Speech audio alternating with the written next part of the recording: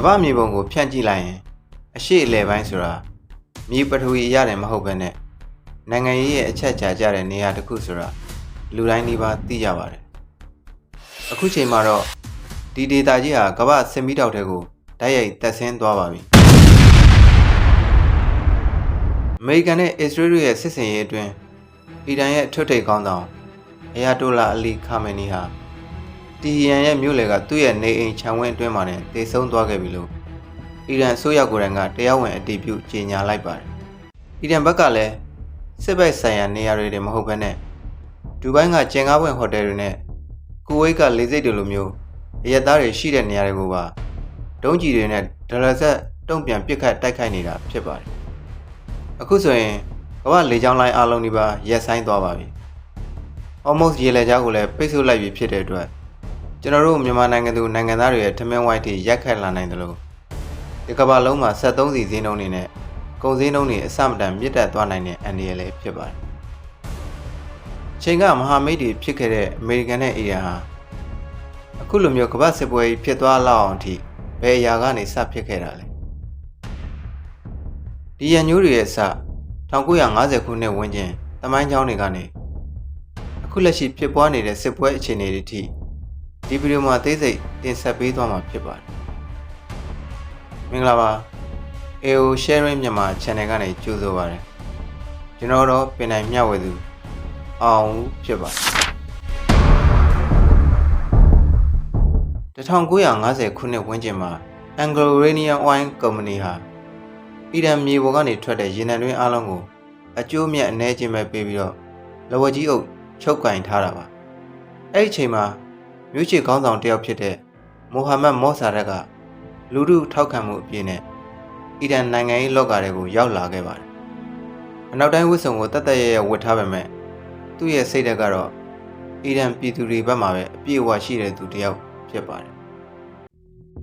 1951ခုနှစ်မော့ဆာရက်ဝန်ကြီးချုပ်ဖြစ်လာတဲ့အခါကမ္ဘာကြီးကိုတုံ့လှုပ်သွားစေမဲ့ဆုံးဖြတ်ချက်တစ်ခုချလိုက်ပါတယ်။အီရန်ရဲ့ရေနံလုပ်ငန်းအလုံးကိုပြည်သူပိုင်သိမ်းလိုက်ပြီဆိုတဲ့ကြေညာချက်ပါပဲဒီကြေညာချက်ကိုထုတ်လိုက်တဲ့အတွက်ဝင်ငွေအရင်းမြစ်ကြီးဆုံးရှုံးလိုက်တဲ့ပြည်တိုင်တွေဟာအကြီးအကျယ်ဒေါသထွက်သွားပါတယ်အဲဒါကြောင့်မလို့အီရန်ကိုစီးပွားရေးပိတ်ဆို့မှုတွေလုပ်တယ်စစ်ရေးနဲ့လည်းချိန်ချောက်ကြပါတယ်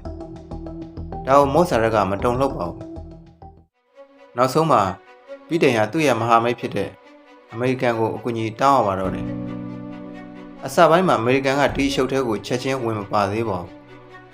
မော့ဆာရက်ကိုဒီတိုင်းလွှတ်ထားရင်အီရန်ဟာဆိုဗီယက်ယူနီယံရဲ့လက်အောက်ကိုရောက်သွားလိမ့်မယ်ကွန်မြူနစ်ဝါဒပြန့်သွားလိမ့်မယ်ဆိုပြီးတော့အမေရိကန်ရဲ့အကြောက်ဆုံးအရာနဲ့ပြည်တိုင်ကနားတဲ့ကိုမှိုင်းတိုက်လိုက်တာပါ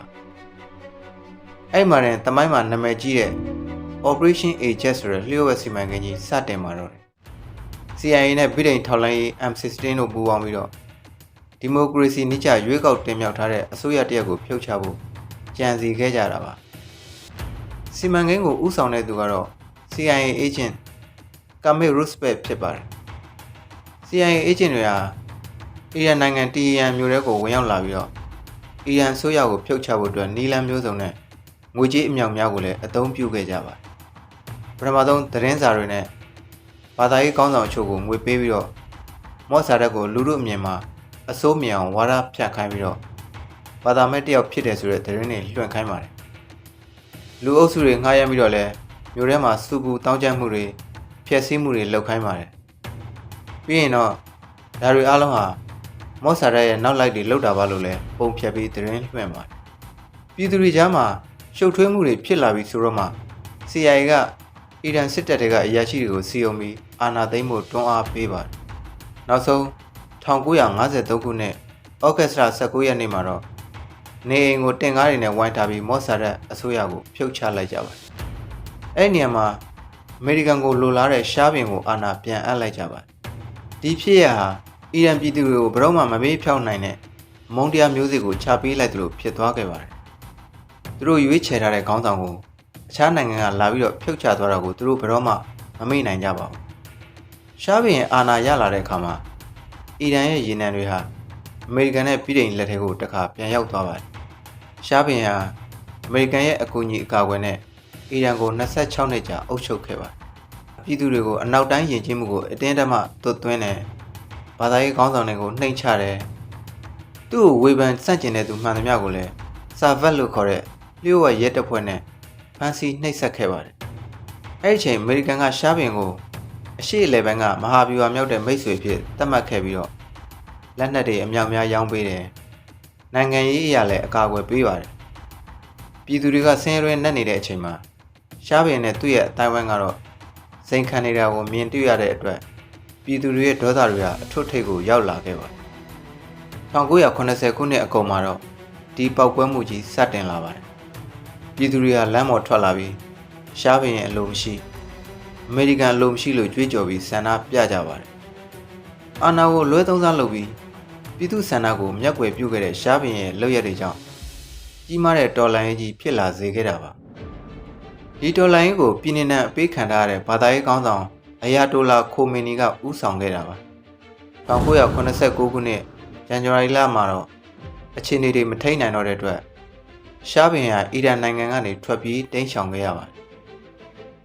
။ဒါဟာအီရန်သမိုင်းမှာဘုရင်စနစ်ချုပ်ငြိမ်းပြီးအစ္စလာမစ်သမ္မတနိုင်ငံအဖြစ်ပြောင်းလဲသွားတဲ့အချိုးအကွေ့ရဲ့အစပဲဖြစ်ပါတယ်။တကယ်ပြဿနာကဒီမှာလည်းမပြီးသေးပါဘူး။အမေရိကန်သမ္မတဂျင်မီကာတာကကင်ဆာဝေဒနာခံစားနေရတဲ့ရှားဘင်ကိုဆေးကုသဖို့အတွက်အမေရိကန်မြေပေါ်ကိုပေးဝင်လိုက်တဲ့အချိန်မှာပိုဆိုးသွားခဲ့တာပါ။ဒီသတင်းဟာအီရန်တော်လှန်ရေးသမားတွေအတွက်မီးလောင်ရာလေပင့်လိုက်တယ်လို့ပါပဲ။အမေရိကန်ဟာရှားဘင်ကိုတုံးချပြီးအီရန်ကိုအာဏာပြန်သိမ်းဖို့ကြံစည်နေပြန်ပြီလို့ယူဆခဲ့ကြတာဖြစ်ပါတယ်။ဘာလို့လဲဆိုတော့1953ခုနှစ်ကသင်ခန်းစာကသူတို့ရင်ထဲမှာလက်လက်ဆက်ဆက်ရှိနေသေးတာမို့လို့ဖြစ်ပါတယ်။1989ခုနှစ်နိုဝင်ဘာလ4ရက်နေ့မှာဒေါသထွက်နေတဲ့အီရန်ចောင်းသားတွေဟာတီဟန်မြို့ပေါ်မှာရှိတဲ့အမေရိကန်တန်ယုံကိုဝိုင်းလိုက်ကြပါတယ်။တန်ယုံဒရိုင်းတွေကိုကြော်တက်ပြီးအဲမှာရှိတဲ့အမေရိကန်တန်တမန်နဲ့ဝန်ထမ်း52ယောက်ကိုဒဇာကန်ဖြစ်ဖမ်းဆီးလိုက်ကြပါတယ်။သူတို့ကတခုတည်းပဲတောင်းဆိုပါတယ်။ရှားဘင်ကိုအီရန်ကိုပြန်ပို့ပေးပါငါတို့ဘာသာတရားစီရင်မယ်ဆိုရက်ဒဇာကန်တွေနဲ့အလဲလဲတောင်းဆိုမှုဖြစ်ပါတယ်။ဒီအချက်တဲဟာရက်ပေါင်း444ရက်တိုင်ကြာမြင့်ခဲ့ပါတယ်။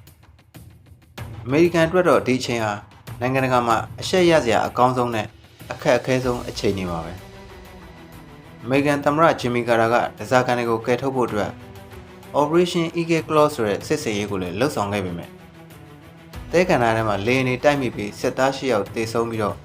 စစ်စင်ရေးဟာအောင်မြင်မှုမရှိပဲကြာဆုံးခဲ့ရပါတယ်။ဒီဖြစ်ရဟာလည်းအမေရိကန်ရဲ့စစ်ရေးဩဇာကိုပါထိခိုက်စေခဲ့သလိုဒီကာလအတွင်းမှာ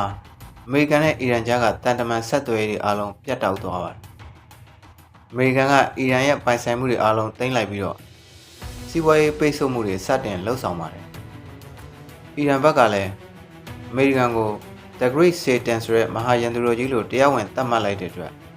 ပြန်လည်ယုံကြည်မှုတွေဟာတုံညာအောက်ကိုရောက်သွားခဲ့ပါတယ်။ The President of the United States. Thank you.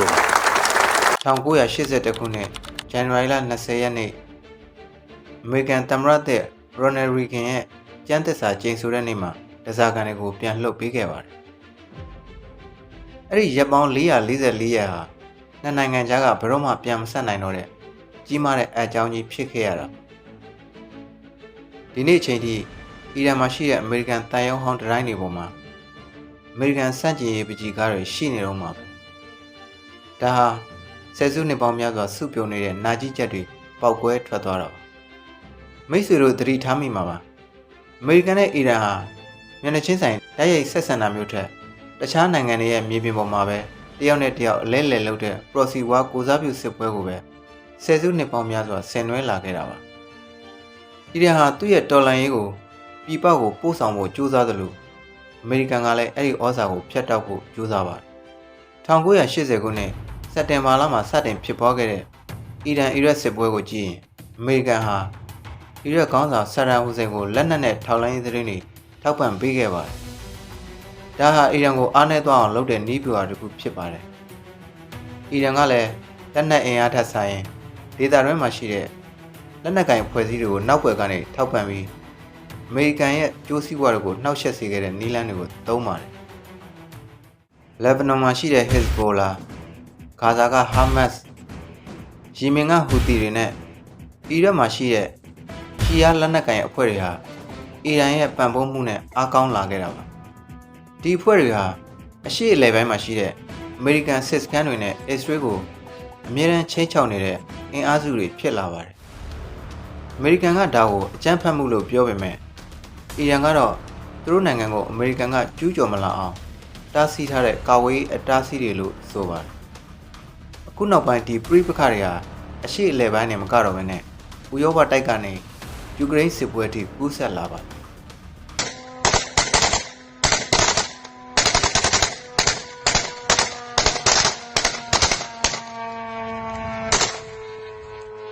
ယူကရိန်းမြို့တော်ရဲ့အပေါ်မှာတဝေဝေနဲ့ပြန်တန်းပေါက်ကွဲနေတဲ့ရှာဟတ်ဒရုန်းတွေအကြောင်းကိုကမ္ဘာသတင်းတွေမှာမိတ်ဆွေတို့တွေ့ဘူးမှာပါဒီဒရုန်းတွေဟာအီရန်နိုင်ငံကထုတ်လုပ်တာဖြစ်ပါတယ်ရုရှားစစ်တပ်ကယူကရိန်းရဲ့လျှက်စစ်တပ်အားပေးစက်ရုံတွေနဲ့အရက်ဖက်အဆောက်အုံတွေကိုတိုက်ခိုက်ရမှာအဓိကအသုံးပြုနေတာပါအခုဆိုရင်အခြေအနေတွေက proxy war အဆင့်ကိုကျော်လွန်သွားပါပြီ A short time ago, the United States military began major combat operations in Iran. အမေရိကန်အစ္စရေးတို့ပူးပေါင်းစစ်ဆင်ရေးအတွင်းမှာအီရန်ရဲ့လက်ရှိခေါင်းဆောင်အယာတိုလာအလီခါမိုင်နီတည်ဆုံးသွားခဲ့ပြီးတော့ထိပ်တန်းခေါင်းဆောင်48ယောက်ပါတည်ဆုံးသွားခဲ့တာဖြစ်ပါတယ်။ဒါဟာအီရန်ရဲ့အချုပ်အခြာအာဏာကိုအမေရိကန်နဲ့အစ္စရေးတို့ကတိုက်ရိုက်စိန်ခေါ်လိုက်တာဖြစ်တဲ့အတွက်ကမ္ဘာစစ်ကြီးစီကိုဥတည်သွားတဲ့အလှည့်ပြောင်းကြီးဖြစ်သွားနိုင်ပါတယ်။လက်တုံ့ပြန်တဲ့အနေနဲ့အမေရိကန်နဲ့မဟာမိတ်တွေဖြစ်တဲ့ဒူဘိုင်းနဲ့ကူဝိတ်ကိုအီရန်ကဒရုန်းကြီးတွေနဲ့ပစ်ခတ်တိုက်ခိုက်နေတာဖြစ်ပါတယ်။ဒူဘိုင်းရဲ့အဘူဒါဘီလေဆိပ်မှာပောက်ကွဲမှုတွေဖြစ်ခဲ့ပြီးလူပေါင်းများစွာသေဆုံးဒဏ်ရာရနေတာတွေရှိပါတယ်။ဒီကမ္ဘာလုံးကလေကြောင်းလိုင်းတွေရက်ဆိုင်ကုန်သလိုအစိုးရတွေကလည်းသူတို့နိုင်ငံသားတွေကိုအရှိအလဲပိုင်းကနေအမြန်ဆုံးထွက်ခွာဖို့တတိပေးနေကြပါဒါဟာအီရန်အစ္စရေးအမေရိကန်တို့တွေမဟုတ်တော့ပဲအီရန်ရဲ့မဟာမိတ်တွေဖြစ်တဲ့ရုရှားနဲ့တရုတ်တို့ကဒီအခြေအနေကိုဘယ်လိုတုံ့ပြန်လာမလဲဆိုတော့ကိုအားလုံးကစိုးရိမ်နေကြပါတယ်ရုရှားကအီရန်ဘက်ကနေစစ်ရေးအရပါဝင်ကူညီလာမယ်ဆိုရင်ဒီကမ္ဘာလုံးကိုစစ်မီးကူးဆက်သွားနိုင်တဲ့အခြေအနေဖြစ်သွားနိုင်ပါတယ်အစ္စရေးကလည်းစစ်စင်ရေးနဲ့တီဟီယန်ကိုမြေလှန်ဖို့ကြိုးစားနေပါတယ်တစ်ဖက်မှာလည်းပါကစ္စတန်လိုနိုင်ငံတွေမှာအီရန်ကိုထောက်ခံတဲ့ဆန္ဒပြပွဲတွေကနေအကြမ်းဖက်မှုတွေဖြစ်ပွားနေပါတယ်ဒါတွေအားလုံးဟာကမ္ဘာတည်ငြိမ်ရေးကိုအကြီးအကျယ်ချိန်ချောက်နေတာပါကျွန်တော်တို့အနေနဲ့လည်းဒါဟာဝေးကွာတဲ့ကိစ္စမဟုတ်ပါဘူးဟော်မုတ်ရေလက်ကြားပိတ်ဆို့လိုက်ပြီဖြစ်တဲ့အတွက်ကမ္ဘာရေနံဈေးနှုန်းဟာတစ်ချိန်တိုးတက်သွားပါလိမ့်မယ်ရေနံဈေးတက်ရင်တည်ယူပို့ဆောင်ရေးဈေးတွေပါလိုက်တက်လာပါလိမ့်မယ်ကုန်စည်နှုန်းတွေအဆမတန်မြင့်တက်လာပြီးတော့ကျွန်တော်တို့အားလုံးရဲ့နေ့စဉ်စားဝတ်နေရေးကိုပါဓာတ်ရိုက်ထိခိုက်လာနိုင်ပါတယ်။တမိုင်းရဲ့ရန်ညိုးတွေဟာရေနံကနေအစပြုခဲ့ပေမဲ့ဒီနေ့မှာတော့ကမ္ဘာစိတ်မီးတောက်ကြီးထိကူးဆက်သွားခဲ့ပါ